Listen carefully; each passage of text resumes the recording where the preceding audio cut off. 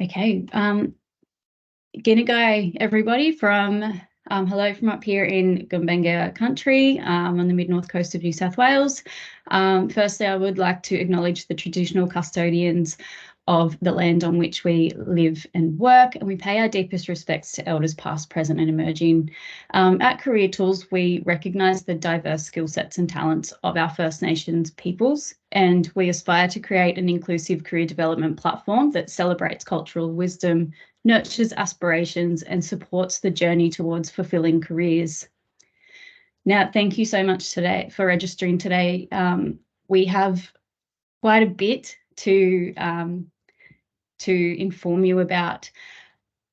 Just so everybody knows, again, this session is recorded, and if you do have questions along the way, feel free to pop them into the chat and we can get to answering those. So today, myself, I'm Laura Peasley, the Career Development Manager for Career Tools, and we've got Anna Langley, the Career Development Specialist at Career Tools, will be presenting this to you.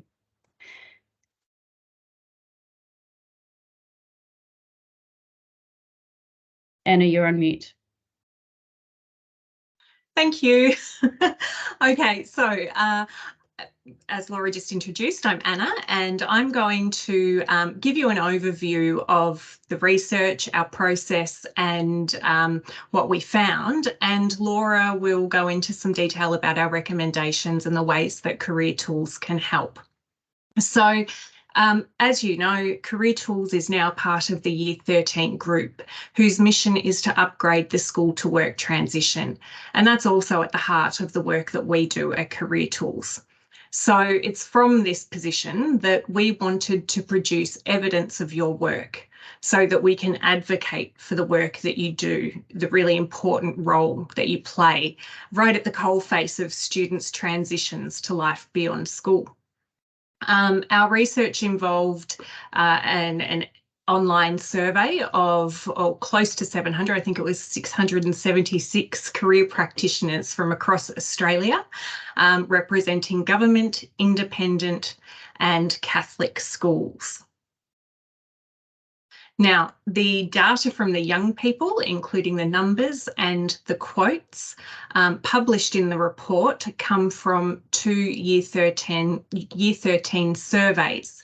And they really highlight the value of school career practitioners in helping them to navigate their post-school options.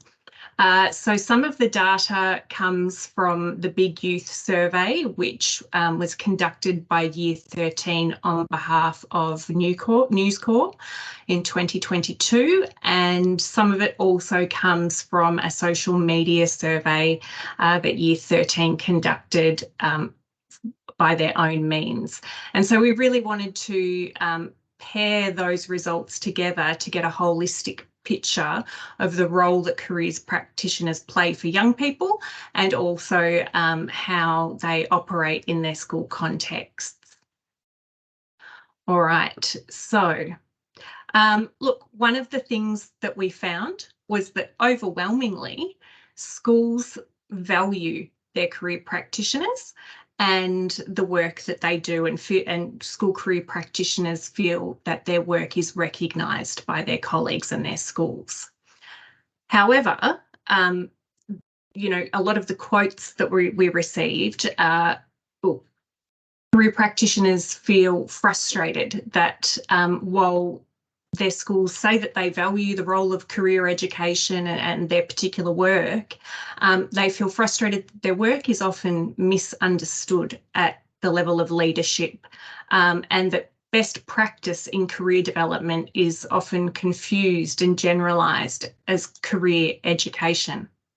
So although schools are saying that the work of their career practitioners is valued, they may not necessarily be clear about what best practice looks like. And for many practitioners working in schools, their role description is often created by the school. And this is when coupled with the other findings is that schools really face significant barriers to implementing it. So while they value it and they see it as important and useful to preparing students for life beyond school, getting it set up and running smoothly in their school is a challenge. So some schools, as you all know, don't have career education lessons.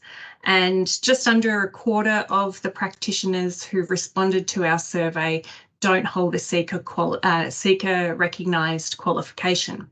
Now, that's not to say that they don't have experience or that they don't have any career qualification.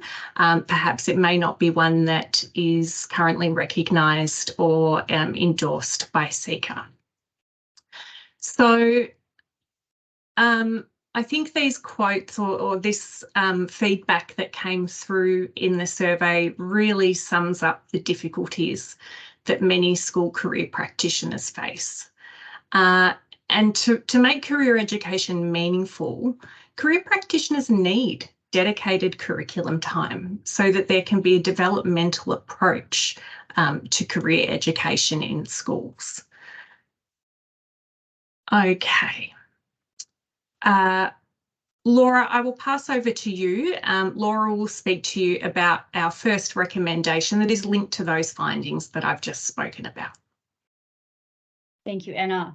So based off that set of data, we have come up with recommendation 1, which is to embed a whole school approach to career development led by qualified career practitioners. Now, we don't expect the career practitioner to be a part of the school executive team, but each individual person can be their own leader. And I think what schools need to do is form their own teams led by the careers advisor or career practitioner so that a range of activities can be undertaken and the whole school, every student can access the career an activity from year 7 to 12. So there's a few things here. Career Tools actually has a template for a school career education plan. I think that every school firstly needs one of these, and that is underpinned by the SEEKR school benchmarking resource. So our school career education plan focuses on those 4 evaluative benchmarking elements and can be accessed from the resource section. So it's a way for the career practitioner to map out all of the activities that can be undertaken across the school and be resourced for that. So I think that's really important that if you have that document, you can present that to your leadership team and say, this is what we're doing, this is what I need to be able to affect this. Okay, and it does mean that perhaps other members across the school will be getting on board to support that. So wellbeing staff is quite a common one that I've talked to a lot of schools about now, that who are embedding career education or some form of exploration within their classes or other curriculum areas.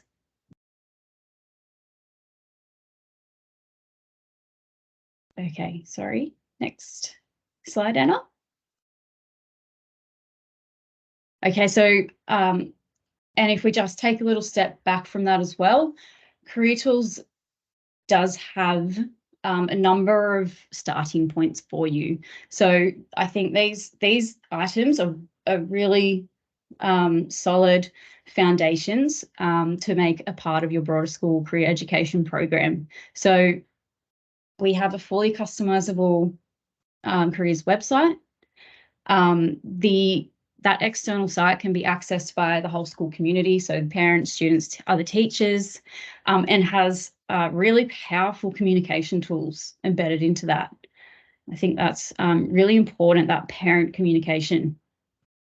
We have over 50 career lessons, and they're all mapped to the blueprint and various state curricula as well. and a number of other tools that we have that will assist with all of the reporting requirements that you have. So we have spoken to some people lately, some of our users, and we've found that these are really effective as a way for schools to start the implementation of this whole school process. Okay, so they're rolling out year by year groups so that it does pan out and be a 7 to 12 comprehensive approach to career education. Okay, so this is so exciting. And I think this goes in line with the qualified approach. So we did find that there's a large portion of practitioners or people acting in the role who don't have the qualification. And as Anna said, they may bring a wealth of experience and knowledge, but we're also seeing that there's lots of new people and people who are wanting to do this qualification. So we want to advocate for that. So Career Tools is going to give a $2,000 scholarship towards a seeker-endorsed qualification for a school-based career practitioner who is currently using Career Tools. So if your school is using Career Tools and you're undertaking the qualification at the moment, you can apply for this. We will be sending out more information in the coming days to give you a little bit more information and instruction around this. Back to Anna. So excited about that one, and we hope that some of our users are too. So something else, of course, that we all know that was highlighted in the research is that personalised support produces positive student outcomes. And students really value the one-to-one time with their career practitioner. And this, it's already acknowledged in certain school processes that real personalisation of student learning has positive effect for students. For example, in individual learning plans, IEPs, ILPs, you know, they have different names at different schools. But we would really like to see that recognition extended to career development and planning as well. And that, you know, career development has a cyclical nature, and students need different touch points with their career practitioner so that they can build the self-efficacy to continue navigating and managing their careers throughout their lifespan, rather than it being necessarily a one-off thing that they have just before they're about to leave school at the end of year 12, or, you know, a one-off conversation that they may have before choosing their senior subjects. That personalised ongoing support is very important, and also students recognise the positive impact that has upon them.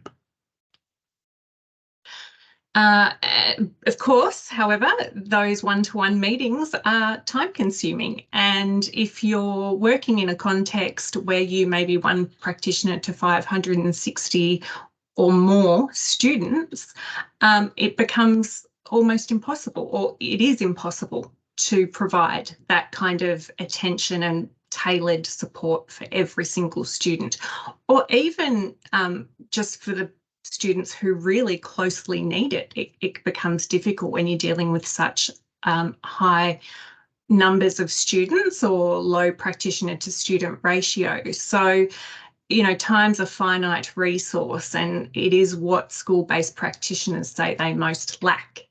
And, you know, we can't put more hours into the day. And from, you know, Laura and my experience in schools, and also our customers who tell us that they're inundated with administrative tasks, and that many lack administration support to help with that, so that a lot of their time that they would prefer to be spending with students is consumed with, I guess, paperwork and other admin that needs to be completed. So we really need to find ways of saving time and streamlining or automating those kind of admin tasks, so that personalised time with students can be put back as the number one priority. Laura. So we have recommendation 2 is to prioritise individualised career guidance through policy reform. So this, if you think about what we had for recommendation 1 and implementing a whole school approach, that is a step toward being able to then free up time for the career practitioner to provide and prioritise this individualised career guidance. But it needs to be at policy level to ensure that this does happen across schools and that every student does have access to this. So yes, we call for sufficient time and resources to undertake these tasks, and technology is a great solution to save time. So at the moment, we know that all of the administrative roles, so data collection, record keeping, communication, workplace learning management, okay, we know that all the curriculum and resource design, how long it takes. So I think a lot of people acknowledge what career practitioners are doing, but they don't really understand the process behind it and the amount of time that actually takes you. So if you think about sending a group of students out on work experience and the volume of paperwork behind that. So for each student, that really does add up, and it takes away from that everyday important role that you have of that one-on-one time with the students.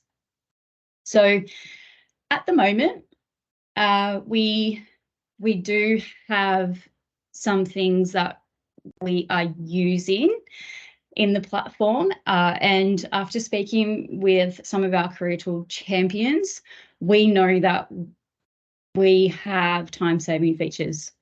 So at the moment, we have our career planner.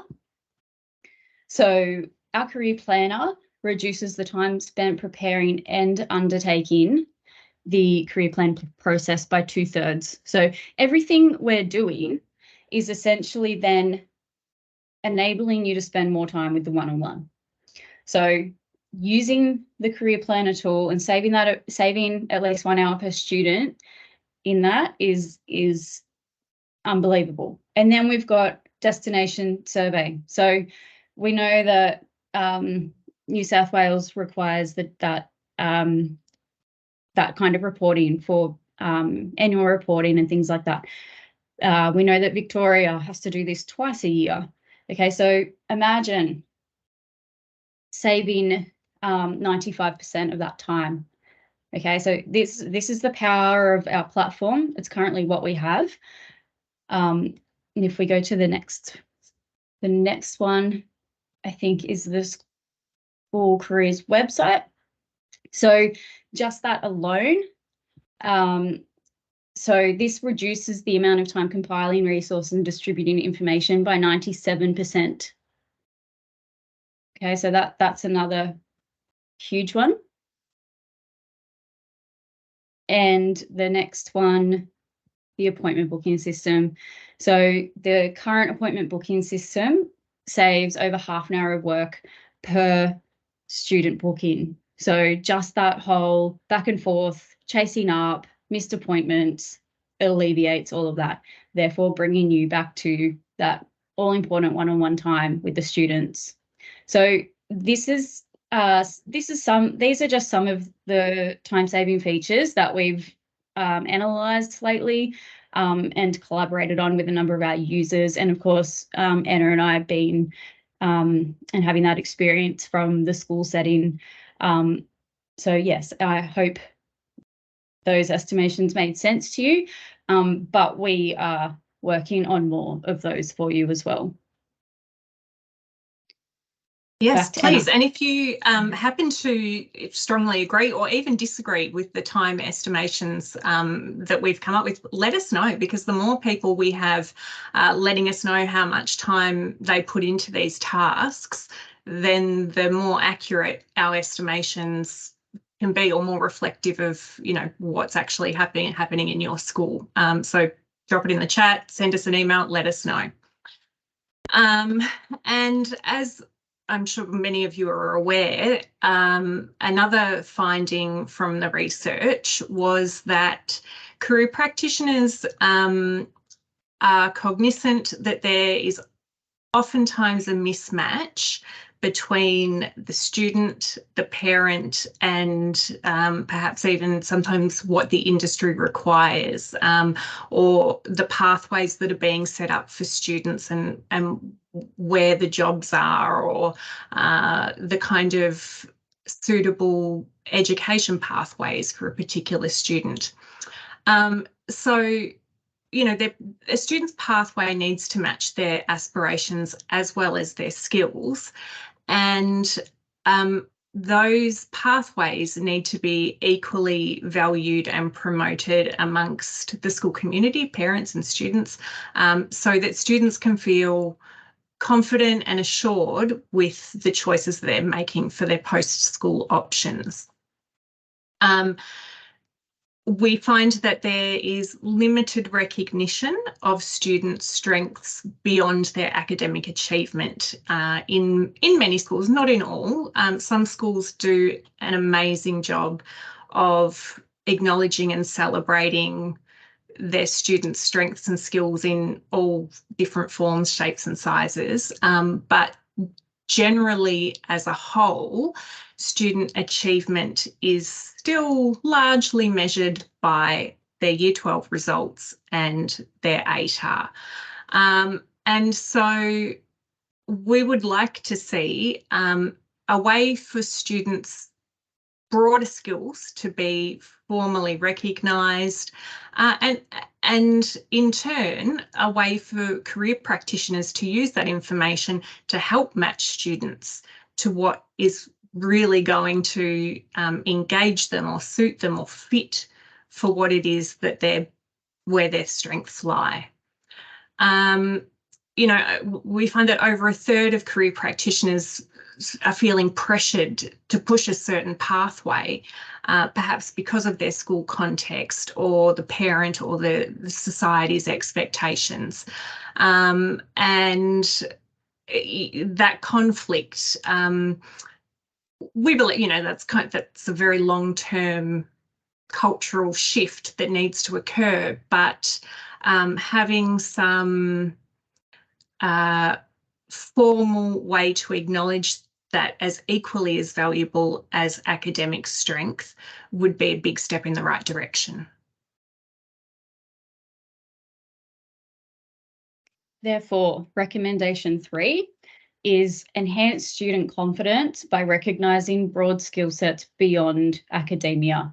So the concept of a tool to demonstrate a record of students' real skill sets and validate a successful pathway beyond that ATAR. It really has the issue to alleviate those results that Anna just presented. So being able to physically show any school stakeholders or parents that this is the skill set of the child, these are the pathways that are suitable and that they have the potential to really succeed in. So laying that all out visually so that it's very, very clear. So it would also give career practitioners an ideal student profile to inform that personalisation of guidance. So from referring back to recommendation 2. So in the research report after the ATAR, it was highlighted that 41% of students feel stressed about their future career and 25% feel confident. And recent research as well from South Australia demonstrated the importance of building that self-efficacy among students for navigational capacity. So, yeah, I think if you've seen the concept of New South Wales Government Learner Passport, it is that pioneering solution for that comprehensive system to exist. And we've got a big announcement happening next week at EduTech, which we think is the beginning of a solution to this and what this could look like. And it does involve lots of industry connections and lots of institutional connections as well. So please watch this space. That's another really exciting piece for next week. No, we really wanted to be able to introduce it to you today, but we weren't given, we had to put that on pause. It will come out next week, so something to look forward to. But if you do happen to be in Melbourne and you're coming along to the EduTech conference next week, pop by and say hello. We'll be there. So I'm going to talk a little bit about that industry to school connection now.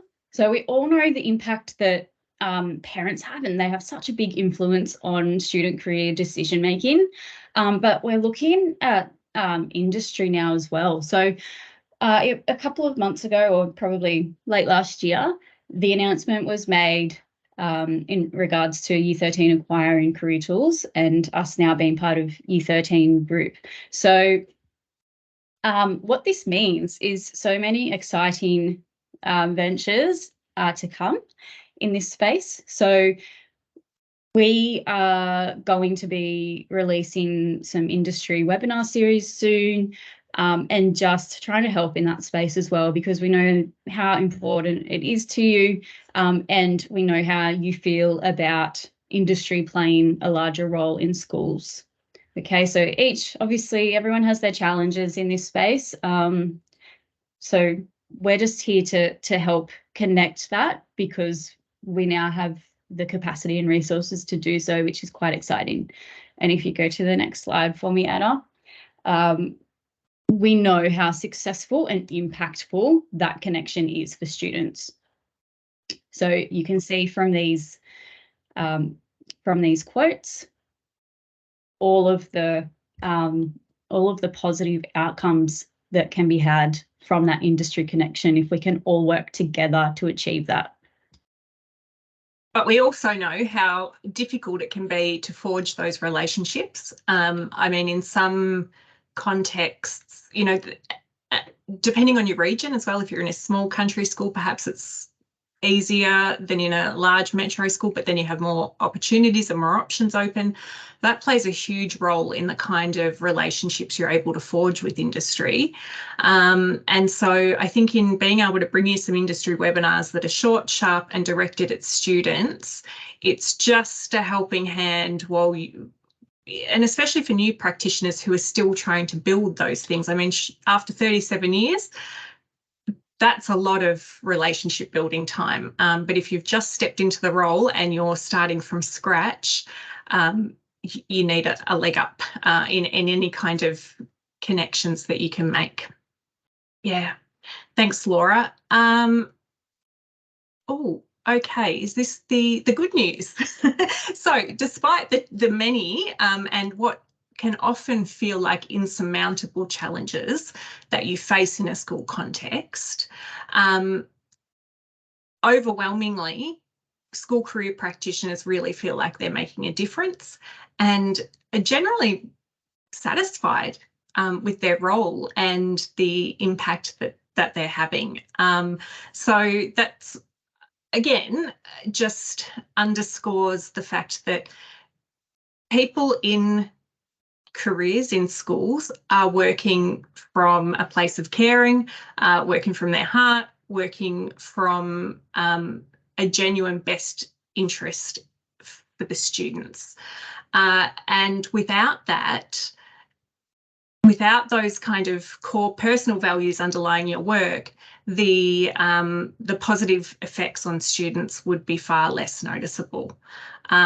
And so what was also really nice to read were some lovely comments that students wrote about their school career practitioners in the social media survey. So 2/3 of the 1,100 or so respondents said that they felt their career practitioner helped reduce stress about life after school, and 90% of them thought that schools should have more career practitioners.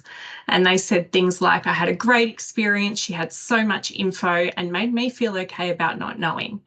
Amazing, they've helped me since year 7 and have answered all my questions. I wish schools mandated a meeting with a career advisor for all students. And my career advisor is my favourite teacher. He's such a legend. They helped me so much. And as you can see, these are actual screenshots from the students' responses, not prompted in any way, but genuinely how they feel about the impact that your work has had upon them. Which at the end of the day, when you haven't had a great day necessarily, can be all the difference in making you front up and face up again for tomorrow. So I'm going to hand back to Laura now, and she will take you through some of the that we've got in the works. Okay, so we gave you a look into our time-saving features and what we already have, but we are all about continuous improvement and also our continued support and advocacy for career practitioners in schools. So we do have some longer-term projects that we're working on to help face these challenges.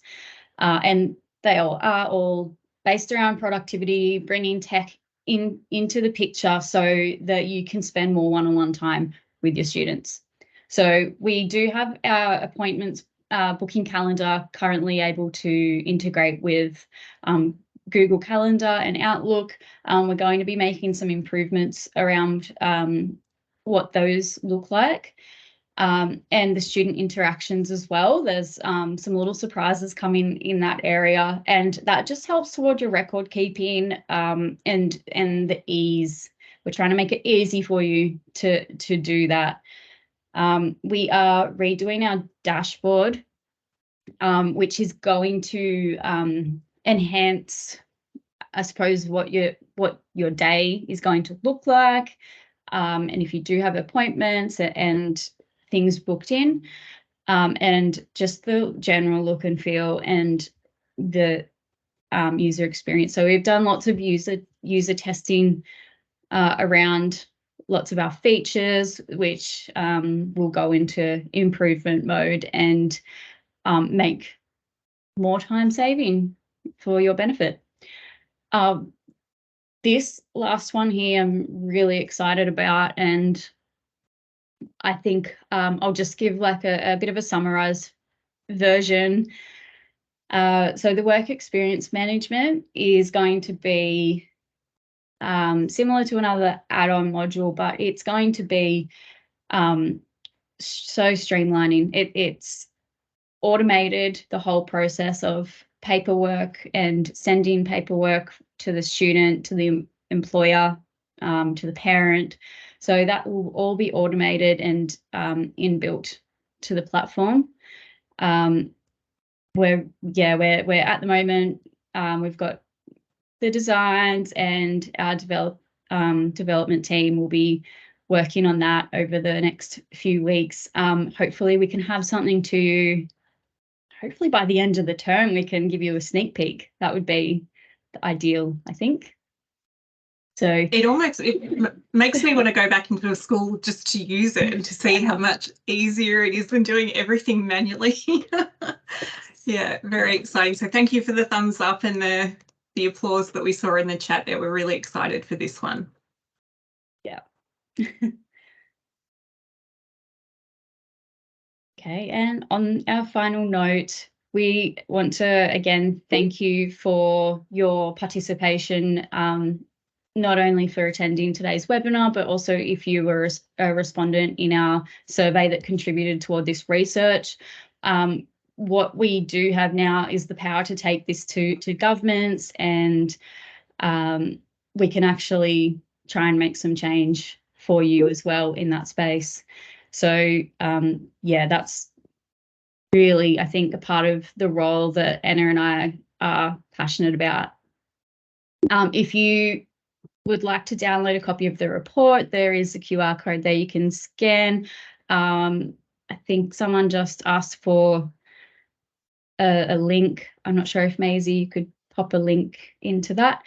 But yeah, if you have any questions, you can stick around and we'll continue to respond to them. But thank you for coming.